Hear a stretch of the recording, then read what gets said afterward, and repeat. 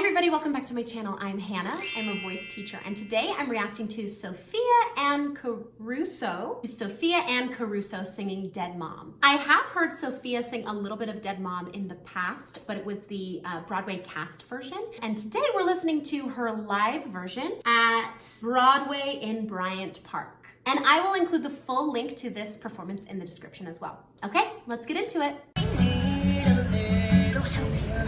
Probably talking to myself here, but Dead Mom, I gotta ask, are you really in the ground? 'Cause I feel you all around me. Are you here?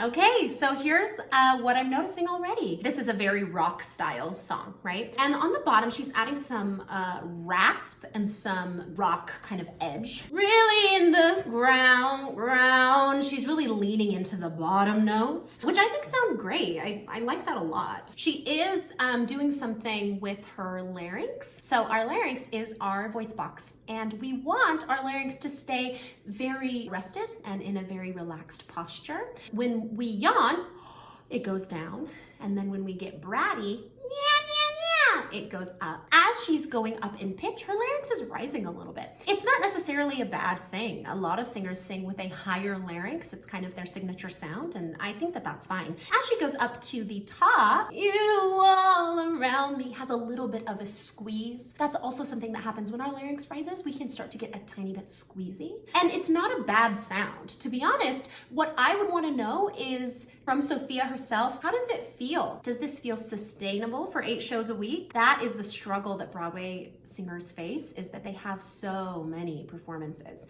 So I just want to know from her, how does it feel? If she says that that feels perfectly fine, I do it every night and I never have any vocal issues, then I'm on board. Are you here? Dead Mom, Dead Mom. Adding a little bit of a glottal or a vocal fry. Dead Ma in the back of her throat. Very rock. That's a really edgy sound. Dead Mom, There's a cry on the top. Out my creases, I'm a bunch of broken pieces. It was you who made me whole. Every day, Dad's staring at me like a like all the cries she's throwing in here. It's very cool. Hurry up! Right through there. That's very cool. She does them better than I do, by the way, guys. At me like a hurry up, get happy. There was one. Never long, forget about your mom.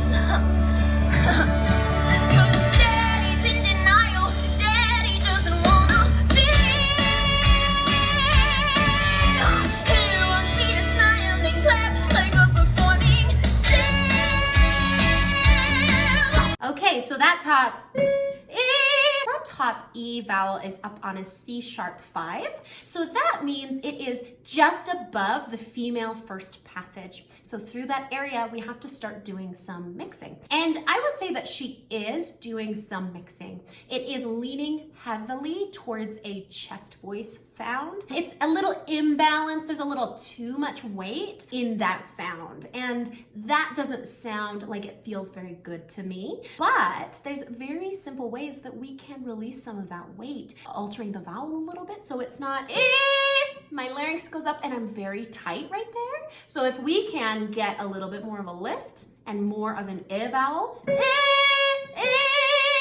then I have a little bit more freedom. We don't need to be afraid of our head voice, guys. When we are mixing, we have to have some head voice in there. Even with the biggest, chestiest belts in the world, there's always a little bit of head voice in there. So we can embrace a little bit of that lift, even in a song like this, where we are belting and doing it in such a rock style.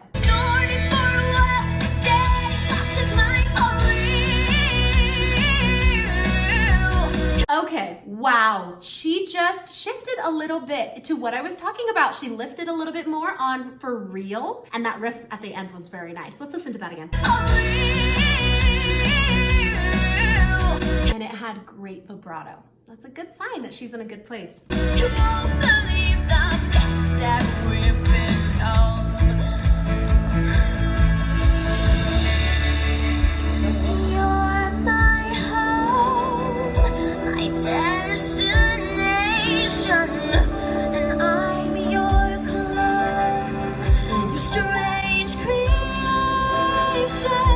You lighter held head voice my up there. hand, and life came near. So, did you guys hear the difference between the lighter head voice that she had up there, and then on the same note, she went back to a stronger belt, which was a little squeezy. So let's listen to that again. Strange creation, you held my hand, and life came near. Strange creation is this really pretty lighter head voice. Adds really great contrast to the song, so I like that a lot. And then,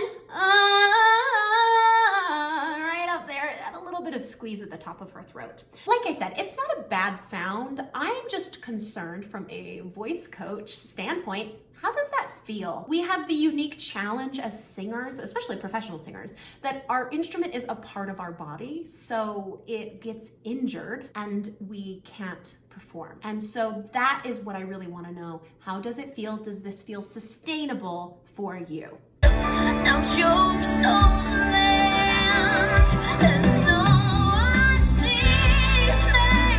Nothing seems to fit.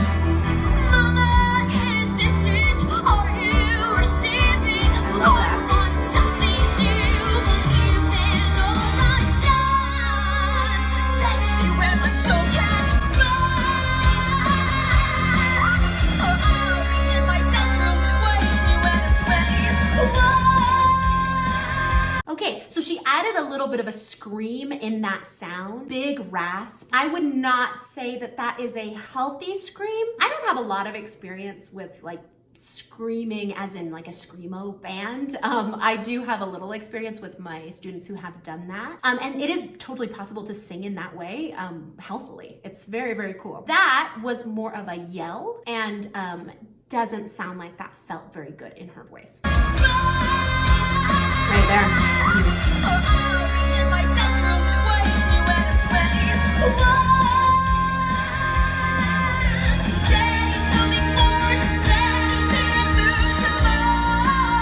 I love that sound.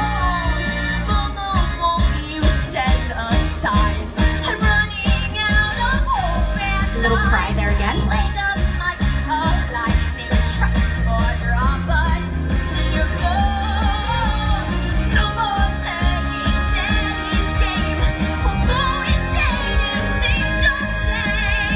That's changed the great.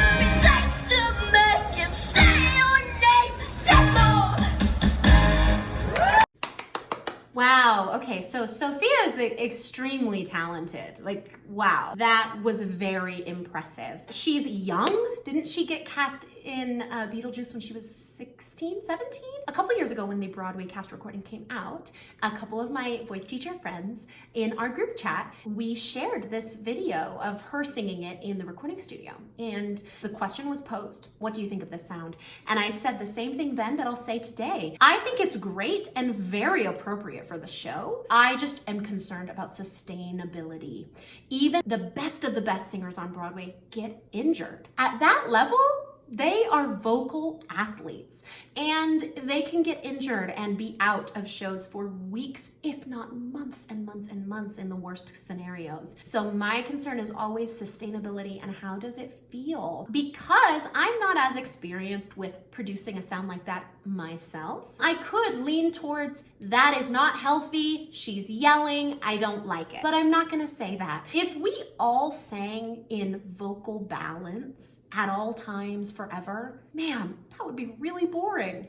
We want to find that healthy place, but we also want to add style to our voice. Edge, a cry, a scream, a belt, a yell, any of these things. We want to find them, but we want to have such a strong foundation in vocal balance that we know when we've gone too far and we can come back to our great foundation. So I'm all about Sophia's performance. I think it's great. I would love to just have her in my studio to play with her voice a little bit. Take her out of this song and do something a little bit more neutral, like an exercise on a mum. Mum, mum, mum, mum, mum. and hear what her voice wants to do through that.